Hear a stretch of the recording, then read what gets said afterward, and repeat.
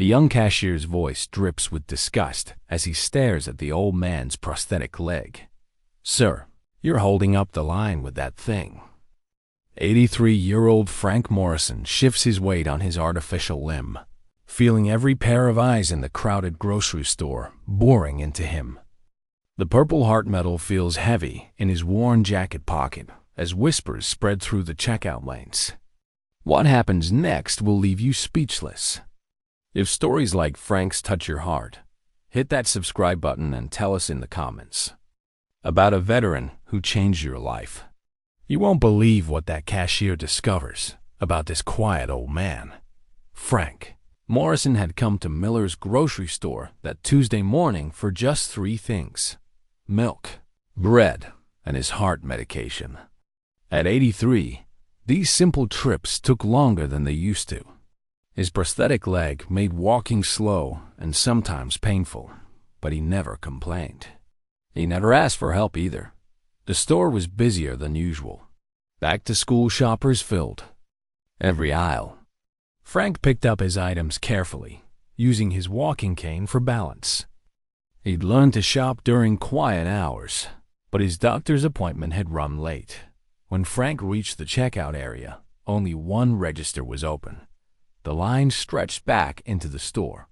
20-year-old Tyler Jenkins stood behind the counter, looking annoyed. He'd been working at Miller's for 6 months and hated busy days. His manager had called in sick, leaving him alone with impatient customers. Frank took his place at the back of the line. His prosthetic leg was acting up today. The metal joint made a small clicking sound each time he shifted his weight. He tried to stay quiet, but the store's tile floor made every movement echo. The woman in front of him kept looking back with irritation. Her cart was full of supplies and snacks. She tapped her foot and checked her phone every few seconds. Behind Frank, a man in a business suit sighed loudly and muttered about slow service. As the line moved forward, Frank's leg began to hurt more. Standing in one place was harder than walking. He leaned on his cane and tried to ignore the pain shooting up from his artificial limb. The grocery bag in his other hand felt heavier with each passing minute. Tyler's mood got worse as the line stayed long. He scanned items roughly, barely looking at customers. When a price check took extra time, he rolled his eyes. When a customer paid with exact change, he drummed his fingers on the counter. Finally, Frank reached the front of the line. His prosthetic made its familiar clicking sound as he stepped forward. Tyler looked up from his register and immediately noticed the artificial leg. His face twisted with disgust and annoyance. Frank placed his 3 items on the conveyor belt: milk, bread, heart medication. Simple things that kept him going each day. He reached for his wallet, moving slowly to keep his balance. Tyler's patience snapped. The clicking sound, the slow movements, the line of angry customers behind. It all felt like too much. He stared at Frank's prosthetic leg with obvious disgust. "Sir, you're holding up the line with that thing," Tyler said loudly, his voice carrying across the store. He gestured toward Frank's artificial limb like it was something dirty. The words hit Frank like a physical blow. In all his years with the prosthetic, no one had ever spoken to him like this in public. The store went quiet. Every customer in line turned to stare. Frank felt his face burn with shame and anger. "Excuse me?" Frank said quietly, hoping he'd misunderstood. "Your fake leg," Tyler continued, speaking even louder now. "It's making noise, and you're moving too slow. Some of us have places to be." He crossed his arms and stared at Frank with complete disgust. The woman who'd been in front of Frank turned around. She looked shocked but didn't say anything. The businessman behind Frank stepped closer, suddenly interested in the drama. Other customers stopped their shopping to watch. Frank's hands trembled as he held his wallet. The pain in his leg seemed to get worse. He could feel dozens of eyes watching him, judging him. Some people looked embarrassed for him. Others seemed curious about what would happen next. I'm sorry, Frank said, trying to keep his voice steady. I'll try to move faster. But Tyler wasn't done. The attention from other customers seemed to encourage him. Maybe he thought he was being funny or tough.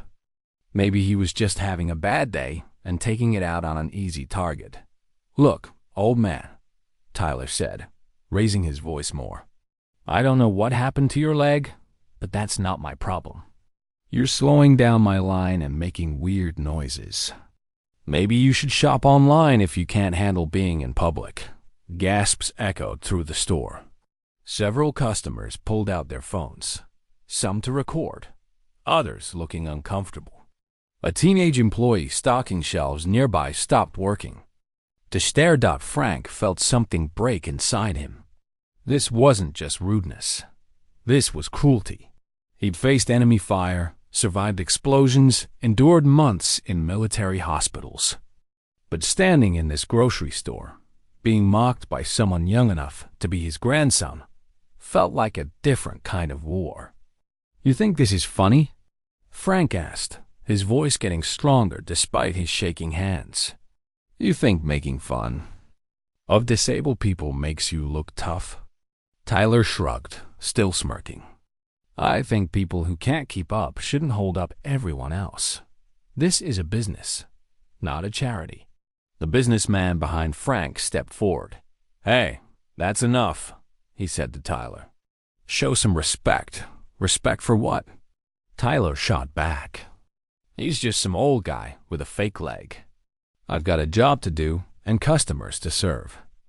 Frank's anger was building, but so was something else.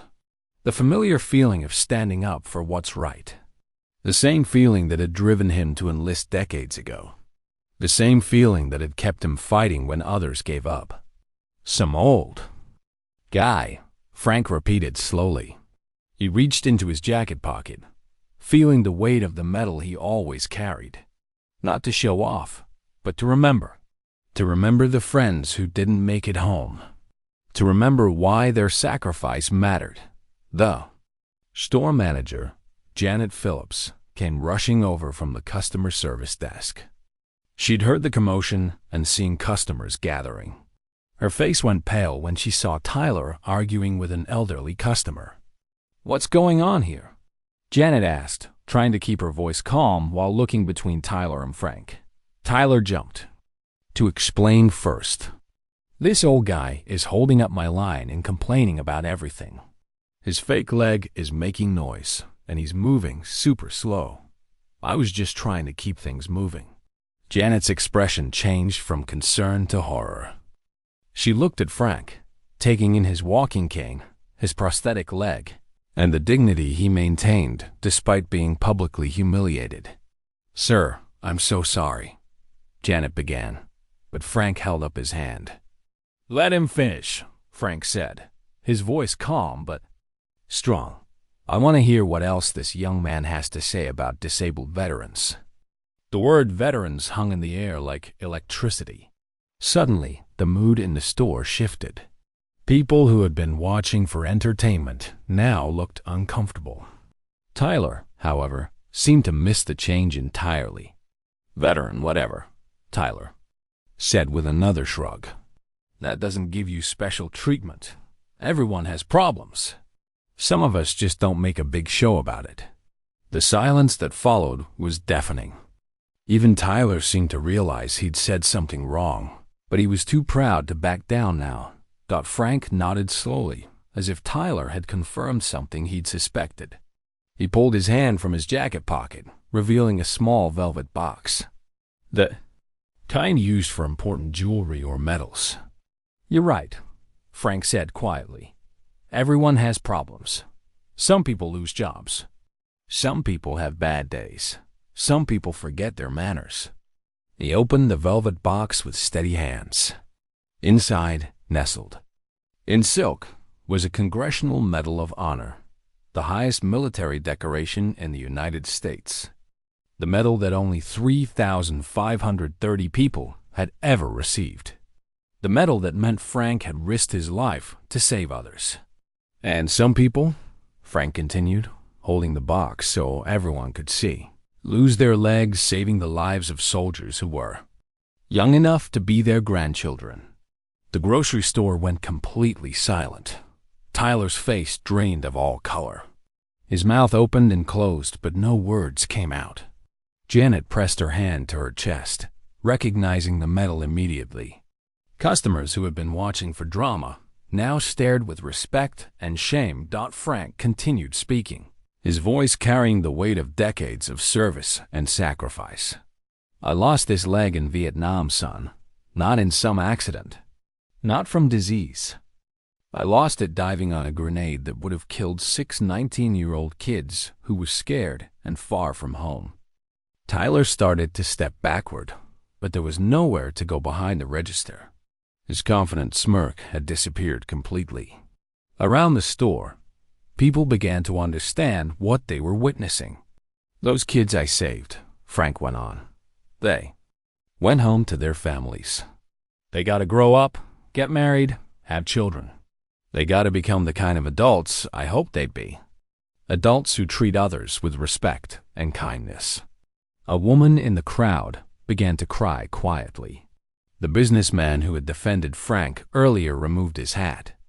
Even the teenage employee had stopped pretending to work and was staring with wide eyes. I've carried this medal for 54 years, Frank said, his voice never wavering. Not because I'm proud of what happened to me, but because I'm proud of what I did for others. Because when the moment came to choose between my comfort and someone else's life, I chose their life. Tyler's hands were shaking now. He'd gone from confident and cruel to terrified and ashamed in the space of minutes. He tried to speak, but his voice cracked. I didn't know, ... No, Frank agreed. You didn't know. You saw an old man with it, a prosthetic leg, and decided he deserved mockery instead of respect. You decided his disability was an inconvenience to you instead of evidence of his service to you. Janet stepped forward, her own voice shaking with emotion. Sir, please let me. Frank held up his hand again. I'm not done. He looked directly at Tyler, whose face had gone from white to green. Do you know what this medal means, son? Tyler shook his head, unable to speak. It means I was willing to die so others could live. It means I put other people's safety before my own comfort. It means when I saw someone in trouble, I helped them instead of mocking them. Frank closed the medal box and put it back in his pocket. His artificial leg gave another soft click as he shifted his weight. But now the sound seemed different to everyone listening. Not annoying or inconvenient, but meaningful. A reminder of sacrifice. I came in here for 3 things, Frank said. Milk for my coffee, bread for my breakfast, medicine to keep my old heart beating a little longer. Simple things that let me live independently in the home I've had for 30 years. He gestured toward his items still sitting on the conveyor belt. I didn't come here for special treatment. I didn't come here for recognition. I certainly didn't come here to be insulted by someone who's never risked anything for anyone. Tyler tried to find words, any words, but Frank wasn't finished. I've been shopping here for 15 years, Frank continued. I've never caused problems. I've never complained about prices or service. I've always been patient and polite, even when checkout clerks were having bad days. The truth of this hit everyone present. This wasn't a difficult customer or someone looking for trouble. This was a quiet, dignified man who had been attacked for no reason other than his disability. But today, Frank said, his voice getting stronger, today I was treated like garbage by someone who knows nothing about service, sacrifice, or basic human decency. Janet couldn't stay quiet any longer. Sir, Tyler will be fired, Tyler whispered, finishing her sentence. He knew it was over. His job, his pride, his chance to undo what he'd done. All gone because he decided to be cruel instead of kind. Frank looked at Tyler for a long moment. The young man was 20 years old, the same age Frank had been when he'd enlisted. the same age as the soldiers Frank had saved in Vietnam. But Tyler had learned different lessons about how to treat people. "I don't want him fired," Frank said. Quietly, everyone, including Tyler, looked shocked. Janet's mouth fell open. Several customers whispered to each other in confusion. "What I want," Frank continued, "is for him to understand what he did here today. Not just to me, but to everyone watching. What he taught them about how we treat people who are different. How we treat people who are vulnerable." Tyler finally found his voice. "I'm sorry," he said, and the words came out like a sob. "I'm so sorry. I didn't know. I was having a bad day, and I took it out on you, and that was wrong, and I'm so sorry." "Being sorry isn't enough," Frank replied. "Being sorry is what you feel. What matters is what you do next." Frank picked up his cane and prepared to leave. "I'll do my shopping somewhere else from now on. Not because I can't forgive what happened, but because respect isn't something you should have to earn by showing medals." He started to walk away, his prosthetic leg clicking softly on the tile floor, but Tyler called out to him, "Wait, please. What can I do?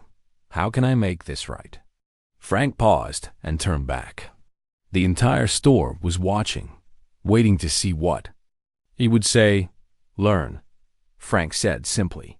"Learn that every person you meet is carrying something you can't see. Pain, loss, fear, hope. Learn that your job isn't just to scan groceries. It's to be part of a community that takes care of each other." He looked around at all the faces watching him. "Learn that when someone moves slowly, maybe they're doing the best they can. When someone looks different, maybe they paid a price you can't imagine. When someone seems vulnerable, that's when they need kindness most." Frank headed toward the door, but stopped one more time. "And learn that heroes don't always look like what you expect. Sometimes they're just old men buying milk and bread, trying to live quietly with dignity." As Frank left the store, the silence stretched on. Tyler stood behind his register, tears streaming down his face. Janet was already pulling out her phone to call corporate.